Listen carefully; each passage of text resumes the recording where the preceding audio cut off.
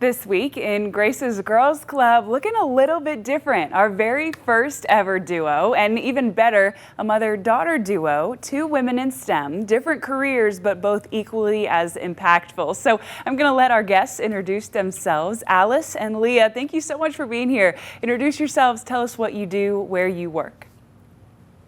Okay, so I am Alice Lessmann. I'm CEO of Cepada Systems and Software Analysis. It is a company that my husband and I acquired in September of 2022. Prior to that, I was CEO of SignalLink, and we both own both companies.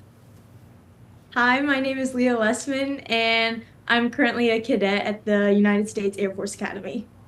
Very cool. So walk me through both of your day-to-day jobs. What does it look like? How do you start your day? What do you do at work? How do you end your day? So for me, yeah, great. First of all, Grace, I want to tell you that I did watch a few of your interviews, and this piece that you do for the Grace's Girls Club, I love that. I love that you're using technology to get the word across, to expose young women to the different careers. So, because with my career, a lot of it had to do with exposure, and it's very diverse, as you know, it'll be probably a question later asked, but it was from exposure. As far as my day-to-day, it's very hard to knock that down to something, like it's not the same every day. And that's one thing that I really love about being a business owner. A lot of it has to do with strategic meetings. We're, planning, seeing where we want the company to go, where we want our programs to go. There's also operation meetings where I get briefed in depth on our different programs, how we can improve on our operations. There's meetings with customers. It's just a lot of different things going on each day for me. Absolutely. So walk me through Cepada's mission, and how do you as CEO take up the mantle of leading that team to walk through what your company's mission is every day? Well, our core value, so Cepada Systems, we are a systems and software engineering company, and we want to provide the very best services to our customers. We are all about three main values: our people, customers, and community. And this is what we've instilled in our kids as well. The people, that's our employees. How do we have to provide the tools for them, the resources, so that they can do a good job for our customers. And our customers, we want to keep them happy, because it's our people and our customers who make our business. And then in turn, we're able to give back to our community. So we have to think of the different ways on how we're able to do that. And we've been around since 2005, so it's been a long time in the making. We have a wonderful team. It started out with just my husband and I, and where we've grown to today, it's remarkable how we are able to give back to the community. Absolutely. So that is something to be so proud of. Yeah, thank you. And well, I didn't know if you wanted to have Leah tell a little bit about her day as well on work. Take it over, Leah. Okay. Well, my day definitely looks a little bit different than hers, but we're both still very busy. So since I'm still a student and everything, because I go to a military school, it's definitely a little bit different. So we'll wake up early in the mornings every day. We'll have training. And then right after training, I go grab breakfast, go straight to class. And I do a sport there, so our schedules still look a little bit different. So I'll have all my classes right before lunch, and then I have lunch. We'll do like this thing called noon meal where we all form up and everything. And after that, I'm a cheerleader at the Air Force Academy. And so after that, I go down and I'll do like roughly a 2 to 3 hour practice every single day, and then head up back for homework, and then do a couple more duties and go to sleep. And I wanted to add too that, she says her day to day, but just last week she was in the field doing what was it? Combat survival training. Yeah, that's a So, little different. um, yeah, this week is very different from last week because she too has a very diverse student life. Yeah, so Mm-hmm. our summers are definitely different. I guess now that it's summertime, they're like split up into three different parts. So my first one I was doing what she said was combat survival training. So we did like water survival and then we were in the field for 6 days. And so after that, I'm on break right now, which is nice. So I get to see my It family sounds and well everybody. deserved. Well, and she got to stay in her bed. Like she was happy to have a room and a bed Yeah. and just the little things that we take for granted every day. And I'm so very proud of that with her. So, but again, that went through exposure as far as how did she get in that, the Air Force Academy. That was not thought of till maybe her junior year. How I became a CEO and a business owner was not something that I thought I was going to be, Yeah, so at a walk young me through age. both of those. I want to get to that. Walk me through the exposure and how both of you came to the, career path and then the future career path that you're headed towards. Yes. So I am we're representing our community here because I am a Huntsville City Schools graduate and she is a Madison City Schools graduate. There you go.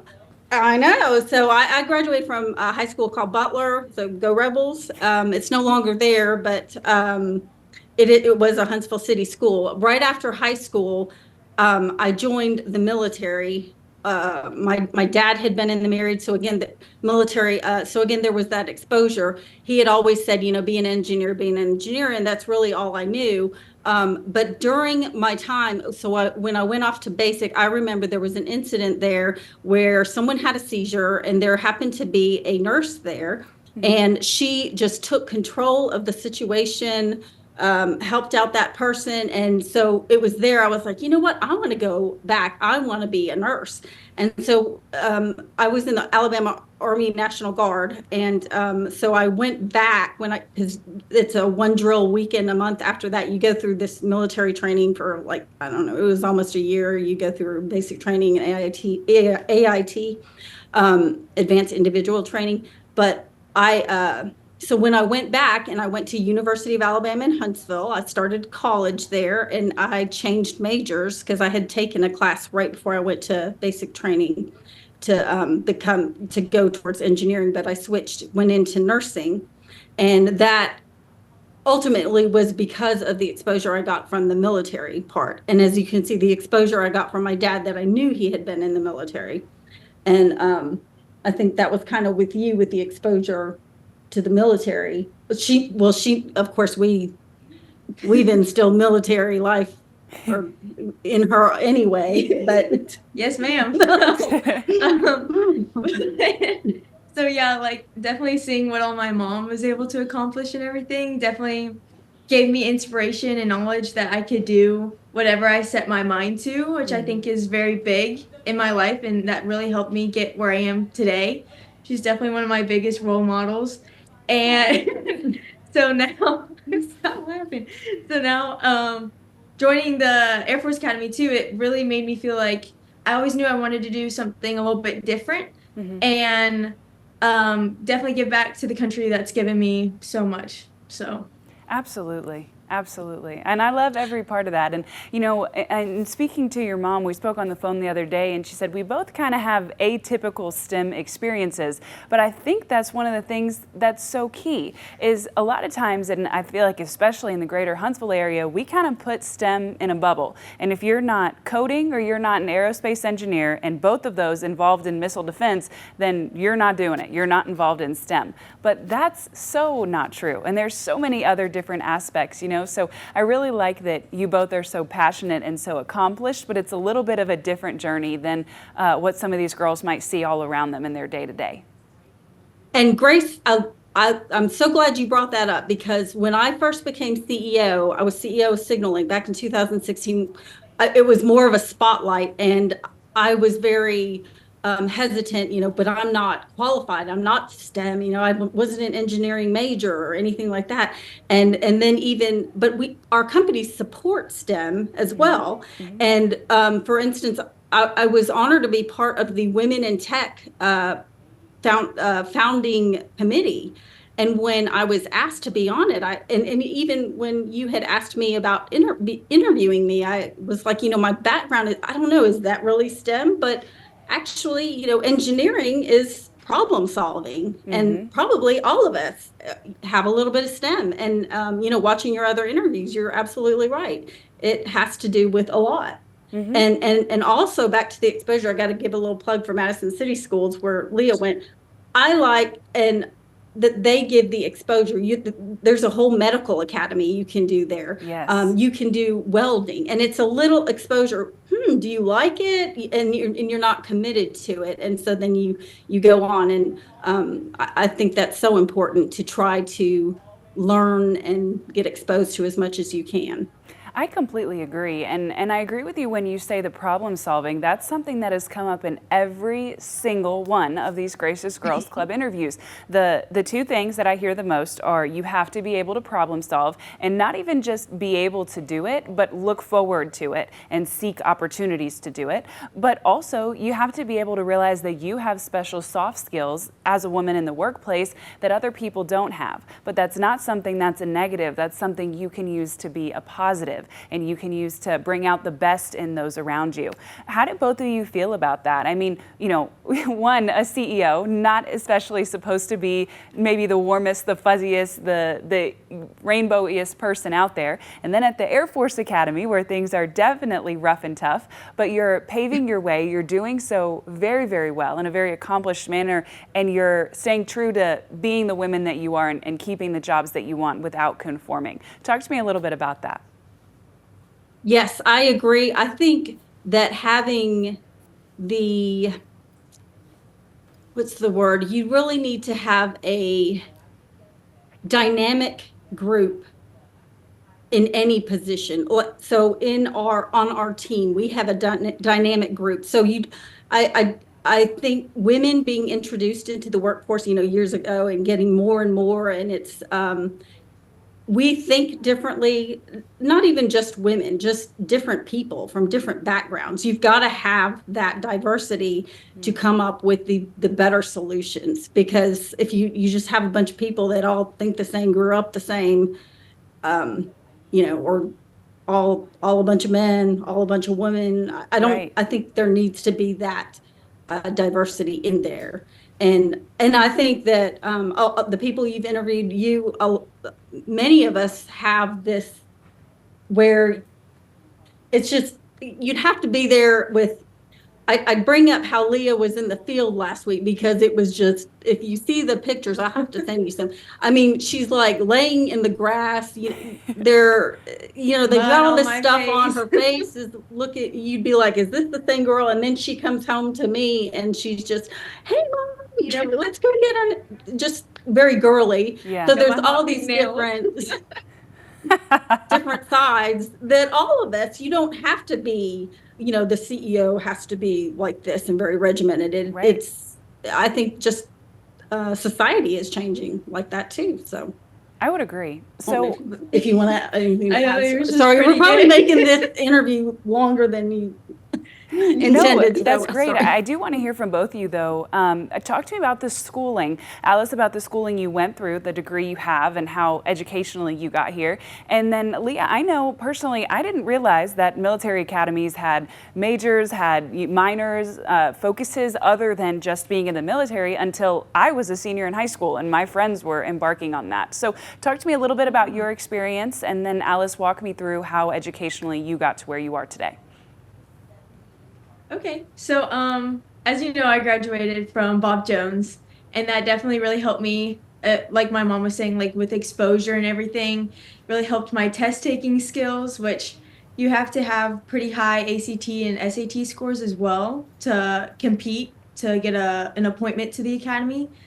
So once I graduated there, I found, right before, I received a Falcon Foundation scholarship, which came from the academy, and I was one of the very few people selected to get this scholarship. And it's where the Air Force will send you to a preparatory school before you go into the actual academy itself. So I actually went to a prep school, Northwestern Preparatory, down in California and that was an interesting experience as well because it was only a semester long. It was a great experience. It really helped prepare me for the real academy. And then after that, I went actually to Got your appointment. oh yeah, I got wait, well, sorry, yeah, not yet.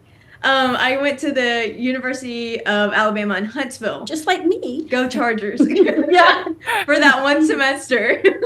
I went there, did more schooling, and then got my appointment there and went off to the Air Force Academy after that. So Got And her what is your appointment while she focus was there. Yeah. at the Air Yeah. Force Academy? What schooling are you going through? What type of degree are you earning? okay, so I'm still a little bit indecisive right now, but as of now, I'm currently doing business and things like that. I'm testing the waters with it this upcoming year. Freshman year is kind of more like your core subjects. There's not as much exposure.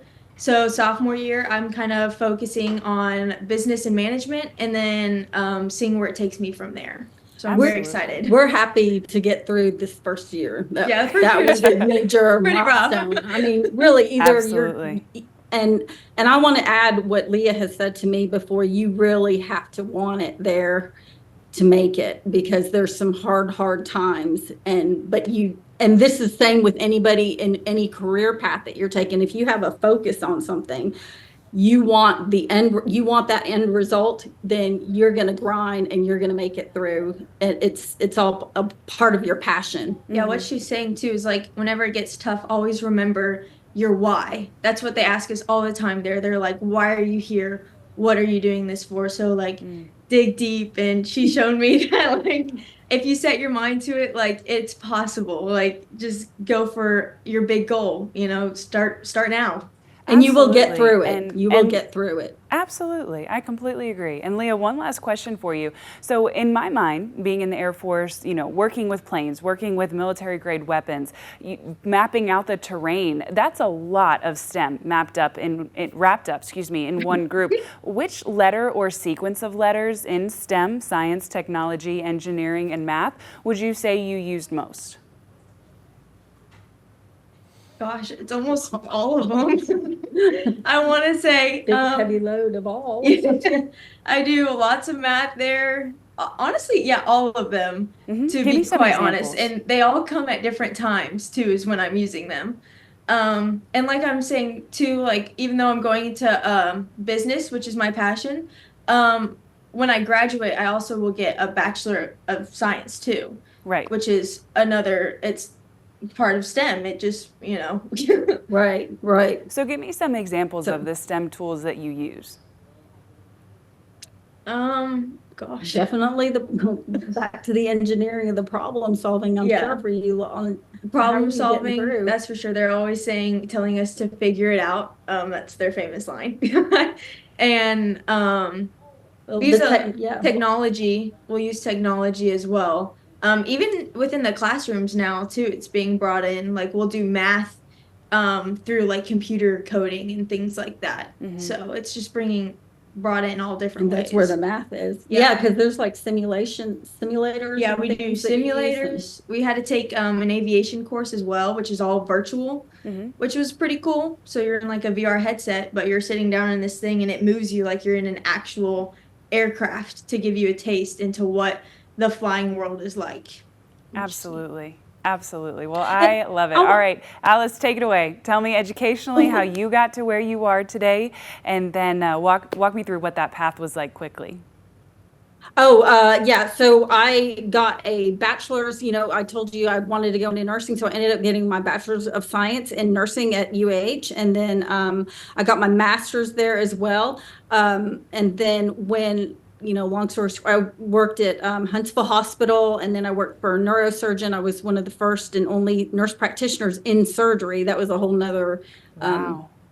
different you are going to get there if this is what you want to do. I had to get they call it an RNFA, RN First Assist, Registered Nurse First Assist, so that I could assist in the neurosurgery, which I can understand because you got to have that.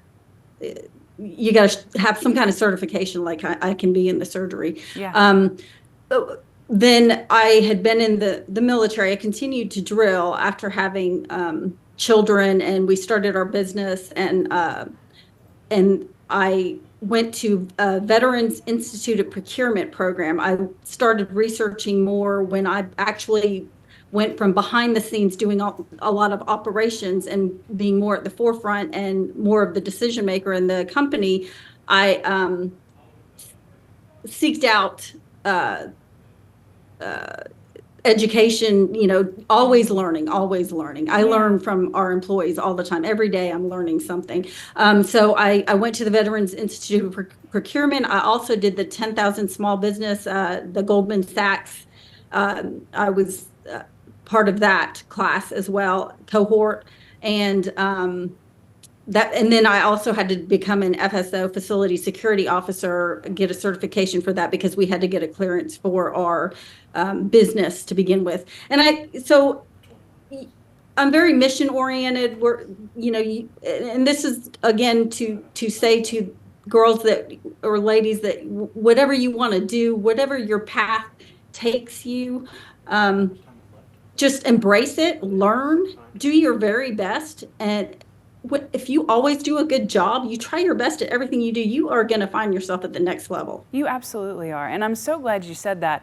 It's been a real pattern that a lot of what the women in Grace's Girls Club have started as is not exactly what they've finished as. And I'm kind of sort of like Leah. I knew in high school that I wanted to be a meteorologist. I knew that was my STEM path, and that's where I wanted to go. But there are so many other women who don't have that. But they've said that one of the things that they feel most accomplished in, and the reason where they are today, that they are where they are today, is because of their ability to adapt and to realize, hey, the dream changes and the path changes. And if you're the guy that can go with the flow, then you're the guy that's going to succeed. Absolutely. Yes, absolutely, yes. So kind of because her path did look different. I'm sorry, say it again. Sorry, go ahead. Her path did look different, like with the Falcon Foundation. It wasn't, and even her career counselor was like, "Oh, I've never had one of these before." Yeah. So it was a different path, but she got to the goal, that her short-term goal right now, and then we'll see what the next goal is, because she's still in her young stages, right? It's amazing. There's a whole big wide world out there. So speaking of, I want to ask you guys one last question each. If you had a message to young girls, young students in general, who wanted to join the STEM workforce one day, what would your message to them be?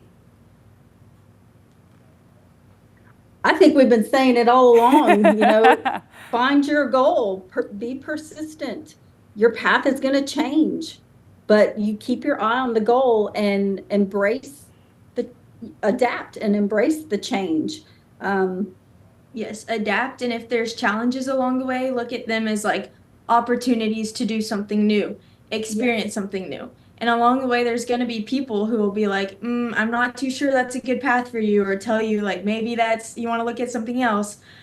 Take that as motivation and use it as like, I'm going to prove them wrong. I'm going to get to my final goal. If that's your goal, keep going for it no matter what.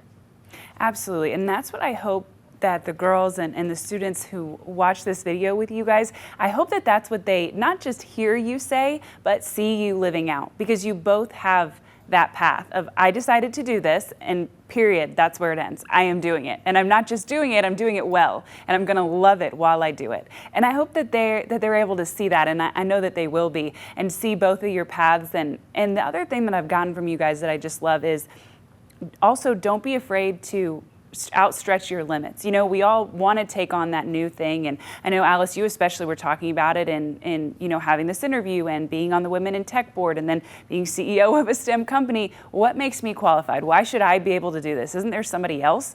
But if you can look in the mirror and say, no, you know what? I'm going to make myself the most qualified person in the room, and I'm going to do this very, very well. That's what makes you succeed. Yes, very good. So Grace, when should we interview you next? When are we doing your interview? I want to hear your background sometime. Nope, we're highlighting you guys. It is all you. Well, thank you again for having us. Yes, thank you. Yes, Well, this thank worked you for out being great here. with her Welcome visiting, too. officially to Grace's Girls Club. I do not think that our first duo interview could have possibly gone any better. I really appreciate you guys being here. I appreciate your time, and I appreciate the message that you have to our community. I can't wait to share this one.